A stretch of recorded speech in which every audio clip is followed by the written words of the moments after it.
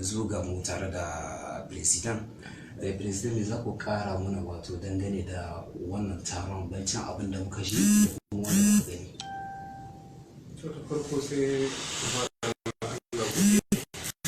da sa aka yi wance aka fara taron lafiya aka ƙara lafiya, kuma fata na shi ne Allah ya mai da kowa gidan shi lafiya, wanda suka tattako tun daga Difa Agadez Tawa suka zo duka region ta Niger suka zo, Allah ya mai da kowa gidan shi lafiya.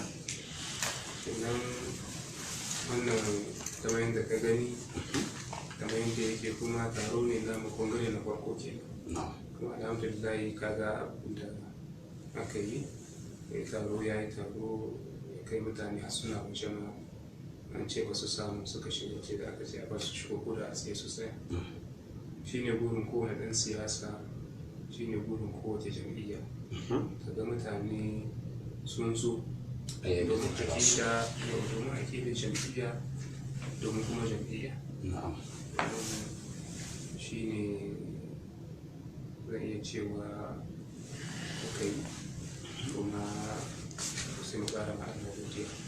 Tuma daga president, matasa ne suka zo, mafi yawancin waɗanda suka halarci wannan taro matasa ne maza da mata, wato matasa kuma ayyana su a waɗanda bincike da kuma ƙididdiga nuna cewa su ne waɗanda suke da yawa a Nijar.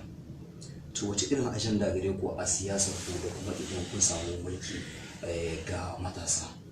Tabbas matasa yau a Nijar, da aka ɗauka Nijar ƙasa ce wadda ita ce ko in ce ɗaya daga cikin ƙasashe wanda al'umma ta tafi kowace zamantowa ta matasa. Al'ummar Nijar matasa ce, kuma inda aka ce matasa an ce aiki.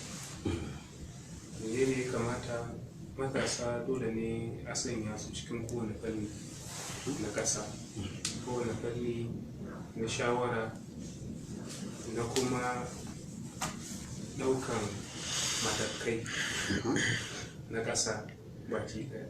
Inda yau misali aka ɗauki matasa aka sa matasan su suka san ciwon matasa, kamar yadda sai magana suke cewa mace ta san ciwon mace, to shi ma haka nan ne. Idan duk abin da ya kamata a yi yau yanayin aiki ne, matashi inda ke aiki yake so. In ka ji kukan matasa a kullum shi kukan su aiki ne, ka kai wani shekara ka kai wani lokaci dole jira zaka yi ka nemi abin da zaka yi wanda zaka shiga ka fita ka shiga wuta. Kenan abin da ya kamata shine yadda kundin tsarin aiki ya bada na ƙasa